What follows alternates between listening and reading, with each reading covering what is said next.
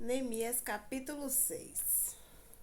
Sanbalates e Tobias, Gesem e o resto dos nossos inimigos souberam que nós havíamos terminado de reconstruir a muralha e que não havia mais brecha nela. Embora ainda não tivéssemos colocado os portões nos seus lugares, então Sanbalate e Gesem me mandaram um recado. Eles queriam que eu fosse me encontrar com eles num povoado no Vale de Ono. Mas a intenção deles era me fazer algum mal. Aí eu mandei mensageiros a eles com o seguinte recado: eu estou fazendo um trabalho importante e não posso descer até aí. Eu não vou deixar esse trabalho só para ir falar com vocês. Eles me mandaram o mesmo recado 4 vezes.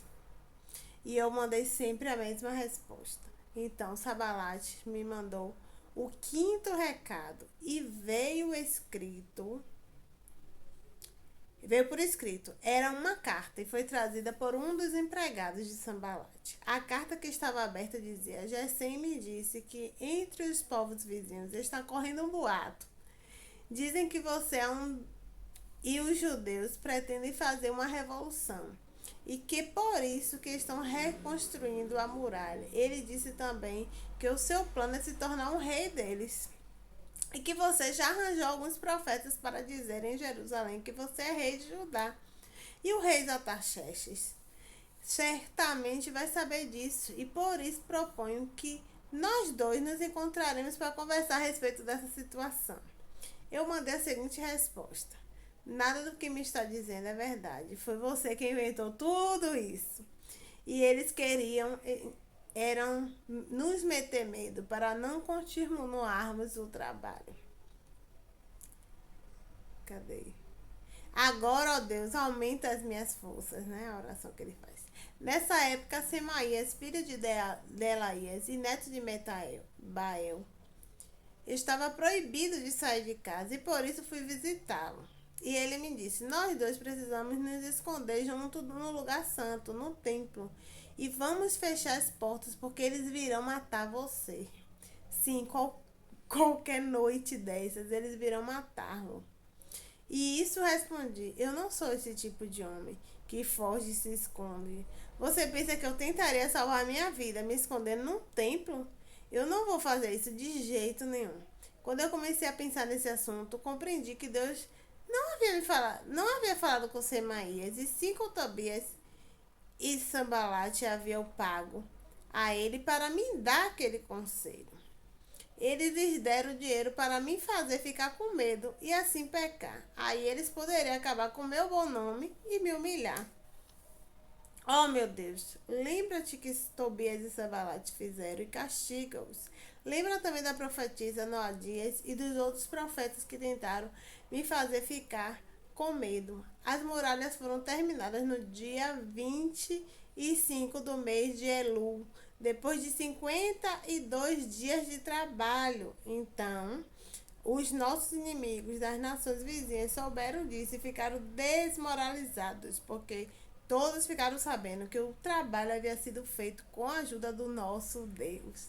Durante esse tempo, as autoridades dos judeus haviam escrito muitas cartas e haviam recebido várias cartas dele.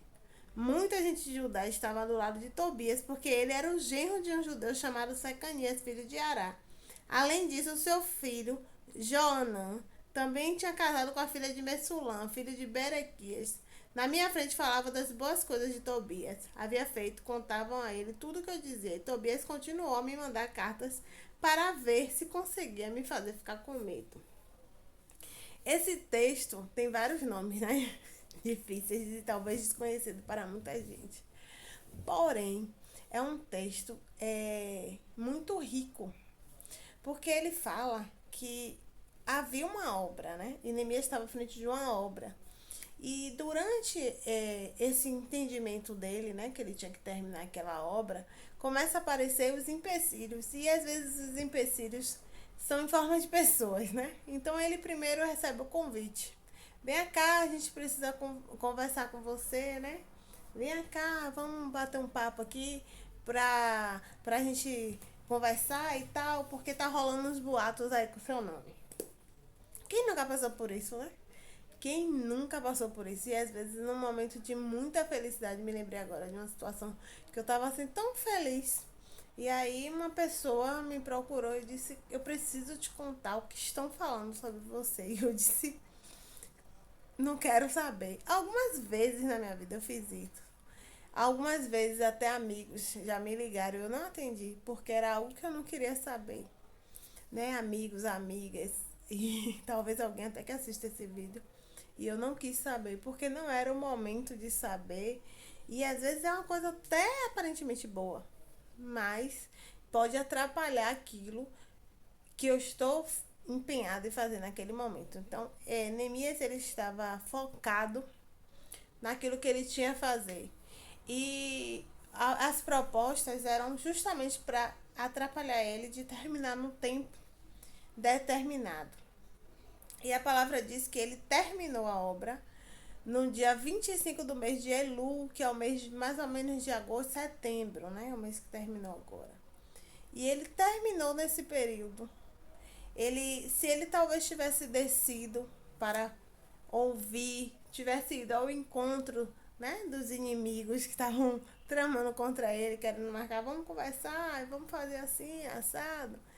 Se ele tivesse perdido o tempo, ele ia parar, pessoas que ele estava responsáveis também, ia parar a obra, e o que ia acontecer, ele não ia terminar nesse tempo.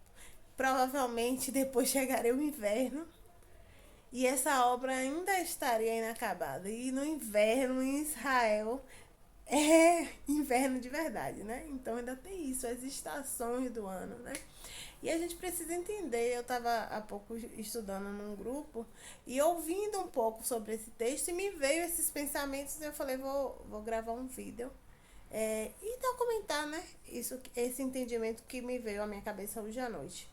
Que quando a gente está focado em algo e que a gente sabe que Deus nos chamou para algo, muitas coisas e muitas pessoas e muitos motivos aparentemente legais, eles vão vir para tirar do foco, para nos atrapalhar, para nos. Qual a palavra? Às vezes até uma boa intenção. Outro dia mesmo eu estava fazendo algo que era muito importante. Eu estava determinada, eu tinha marcado data. E eu datei que quando chegasse aquele dia eu ia fazer isso. E naquele dia uma pessoa me procurou e me pediu ajuda em algo para a vida dela. E eu disse, tá bom, eu posso te ajudar daqui a 2 dias. E ela disse, mas eu preciso hoje. Eu tô indo para aí. E eu disse assim, hoje eu estou de folga, esse momento eu estou de folga para fazer tal coisa. Então não estou de folga, estou com um trabalho para esse dia. Mas eu posso daqui a 2 dias te ajudar. Ah, mas eu já estou no caminho. Eu disse, então sinto muito, porque você vai continuar o que você tem a fazer, mas eu não vou com você. E aí outra pessoa que ia me ajudar naquilo que eu ia fazer, essa pessoa acabou tirando do foco, chamando pra ir junto, e essa outra pessoa foi. Essa outra pessoa que aparentemente é tão determinada, era pra estar comigo naquilo ali que a gente tinha combinado, saiu, mas eu continuei. Isso me marcou, porque isso tem um mês, né? Quase um mês. E eu continuei fazendo o que eu tinha a fazer, e essa outra pessoa foi ajudar. Né? Era uma pessoa legal da família e tal, e foi ajudar. E aí acabou que perdeu um tempo, perdeu dinheiro, tiveram prejuízos, aconteceram várias coisas que quando depois eu disse, e aí deu tudo certo, conseguiram resolver? Não, não conseguimos não. E aí teve um prejuízo ainda de R$ 650, mas algumas outras coisas. Eu disse, oh meu Deus, já pensou se eu tivesse ido pra ajudar? O que poderia ter acontecido comigo? Aliás, eu deixaria de ter feito aquilo que eu tinha para fazer. E o que eu tinha para fazer era coisas que precisavam de ideias. E ideias, elas não marcam horário. Hoje eu tava falando com uma pessoa, quando eu tenho alguma ideia assim, ela não marca horário. É a hora que vem, é a ideia, né? A gente cria de acordo com aquilo. E naquela noite, naquele dia, né? Foi durante a noite, depois do trabalho que eu tinha marcado isso. Então naquela noite eu tinha algo a fazer e as ideias vieram e eu fui bem sucedida naquilo que eu fiz naquela noite. E com certeza, se eu tivesse mudado o caminho, eu não teria completado aquela obra naquela noite. E Neemias, ele fez isso, ele não saiu do foco.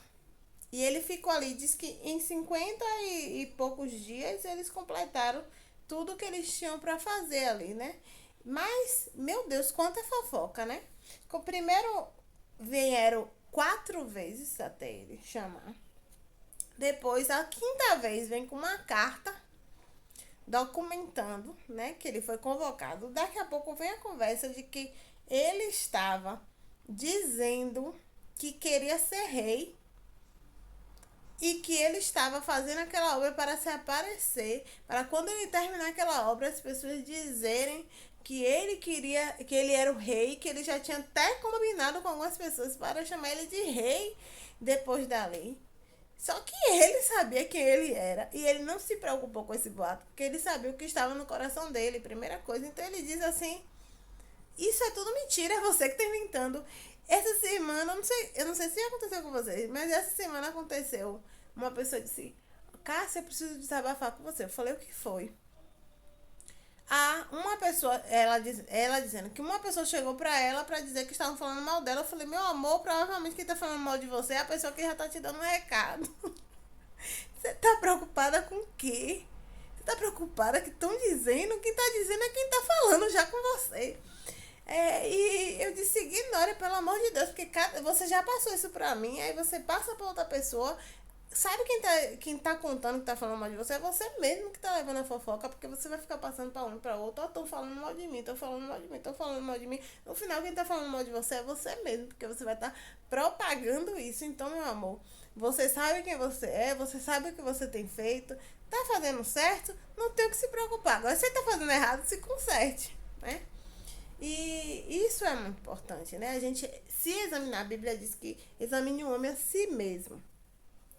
E aí, 3 versículos me chamaram bem a atenção nesse texto, que é o versículo 12, 13 e 14, que diz assim, ó, o 12, ele diz que então ele percebeu que não era Deus quem estava falando com esse homem, né? Porque ele vai se aconselhar com um amigo que não estava saindo de casa, que era uma pessoa aparentemente boa, era um irmão, né, da fé dele. E aí, quando ele chega lá, o cara disse: vamos nós dois nos esconder no templo, porque eles vão me matar e não vão te achar.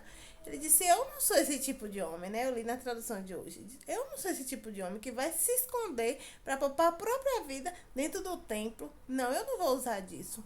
Então, naquele momento, ele entendeu que aquele homem não estava sendo enviado por Deus. Ele disse: poxa, compraram ele já, para ele, já armaram com ele para fazer isso. E esse versículo 12 traz uma palavra para mim que é o discernimento. A gente discernir aquilo que a gente tem que fazer. Cássia, como eu sei o que eu tenho que fazer naquele determinado momento? Pois é. Como eu sei? Primeira coisa, no versículo 14, 13, né, que é o seguinte, guarda essa pergunta aí: como eu sei? Para isso subornaram, para me atemorizar e para que eu viesse a pecar. E aí eles iam ter motivo para infamar, porque se ele realmente se escondesse, a partir daí ele realmente ia mostrar que tinha uma culpa que ele nem tinha. Então, ele fala assim: tentaram subornar ele, tentaram o suborno, né? Uma estratégia foi o suborno e trazer medo através disso, né? Então, às vezes, o nosso inimigo ele vem disfarçado de amigo. Ele vem coladinho, disfarçado de amigo, né? E diz: eu vou te ajudar a te ferrar, né? Porque era mais ou menos isso aqui: eu vou te ajudar a te ferrar. Só que ele teve o discernimento, né? O versículo 12 diz que ele discerniu que aquilo ali não era algo bom, não vinha do Deus dele, do rei dele, né? E aí, no versículo último, que é o 14, né? Que fala dos 3, 12, 13 e 14, fala assim que ele começa a falar com Deus: lembra, Senhor, de Tobias e de Sambalate, diante dessas obras, e também da profetisa Noadia e dos seus profetas que procuraram me aterrorizar-me. Então ele começa a olhar, ele começa a trazer o passado, né, na oração dele. Ele começa a trazer as experiências. Então, o versículo 12, ele fala de discernimento. O versículo 13, ele mostra as estratégias do inimigo. Mas o versículo 14, ele começa a lembrar das experiências. E ele começa a dizer, já conheço, eu já sei. Então, a pergunta que eu falei, guarde aí, era a pergunta, como eu posso discernir? Eu posso discernir a partir das minhas experiências. Como eu posso discernir se é Deus que está falando ou não é? A partir do momento que eu conheço a voz de Deus, porque um dia eu já ouvi, então eu passei a conhecer. E quem não ouviu, deseja ouvir, é só clamar que ele fala e abrir os ouvidos, né? Porque às vezes a gente fala tanto que não para ouvir a voz de Deus. Mas o quanto é importante a gente ouvir para falar depois. Eu sou uma tagarela, mas eu conheço a voz do meu Deus, eu escuto a voz do meu Deus. E ele fala isso, né? Ele traz esse discernimento. Achei muito rico essa parte, porque ele traz esse discernimento, né? Ele fala, não foi de Deus isso. Quer dizer, e às vezes é assim, a gente é afrontado de diversas formas, a gente fazendo a coisa correta, como Neemias estava ali, andando correto. E aí ele foi afrontado, né? Procuraram um erro nele, não acharam, tentaram de diversas formas, chamaram ele para perder tempo com reunião que não ia dar em nada. E ele continuou naquilo que ele tinha a fazer. Só que aí depois de tudo isso, ele vai procurar um amigo e até o amigo, entre aspas, quer ferrar com ele. Então ele entende que ele só tinha a Deus naquele momento. E ele vai e fala com Deus, Senhor, se lembra de mim, né? Lembra-te, meu Deus. E aí começa a mostrar essas situações. E aí o versículo seguinte diz que acabou, o versículo 15 diz que eles acabaram, né? Que ele acabou o muro no dia 25. Então, no versículo 9, diz que eles procuraram colocar medo em Neemias, dizendo assim, as suas mãos vão largar a obra pelo caminho. E às vezes acontece isso. Às vezes a gente tem algo a fazer, a gente coloca no nosso coração, compartilha. Às vezes a gente nem compartilha, mas as pessoas vêm e começam a dizer assim, ó, será que vai dar tempo? E você vai continuar isso? Você vai até o fim? Você já desistiu de tanta coisa, será que você não vai desistir também disso? Só que Neemias, ele tinha uma determinação no seu coração. E aí, nessa hora, ele vai até o fim e ele termina no versículo 15, né? Que não é o final do texto, que eu li todo, mas ele diz que ele acabou a obra, né? Acabou o muro. E aí, pensando nisso, eu pensei em duas frases. Uma é que o inimigo das nossas vidas, ele é insistente, ele insiste em ferrar com a gente. Mas Neemias, ele foi resistente. E a única forma da gente vencer o inimigo, que é insistente, é resistindo. A palavra do Senhor diz, resistir ao diabo, que ele fugirá de vós. E às vezes a gente quer fugir, mas como a proposta que Neemias recebeu, fuja, se esconda, né? Não tem, mas Neemias disse assim, eu não vou fugir. É ele que vai fugir. Então ele resistiu, né? E o inimigo fugiu. E aí termina dizendo que eles todos ficaram sabendo, né? Todos tiveram que ouvir essa história de que Neemias concluiu a obra. Né? E eu queria compartilhar essa mensagem que foi que eu estava pensando aqui. Quem gosta de ler Bíblia, lê esse texto aí, que com certeza Deus vai falar mais coisas ao seu coração. Quem não gosta, eu quero dizer que a Bíblia não é tão difícil quanto te contaram. E ela é muito rica. E o melhor, que ela é rica e eficaz, né? A palavra do Senhor, ela é eficaz. E ela é atemporal, porque eu já li tantas vezes um texto, quando eu leio de novo, fala algo novo, traz luz às experiências que eu estou vivendo naquele momento e traz luz para prosseguir nas experiências do caminho. Então, a palavra do Senhor, a Bíblia Sagrada, para mim, é a minha bússola, é o meu manual de fé e prática, né? Então, eu queria, na realidade, um incentivo, né? Leiam a Bíblia. Não é tão difícil, não. E se achar alguma coisa assim que tá muito difícil, aí a gente pode até tentar descobrir junto o que é, porque eu gosto de desafios. E, na verdade, eu não gosto muito de pesquisar na internet e ver o que estão falando, não. Eu gosto mais de ler e perguntar, sabe quem? Aquele que inspirou a escritura dela, que aí ele revela tudo. Um beijo, boa noite.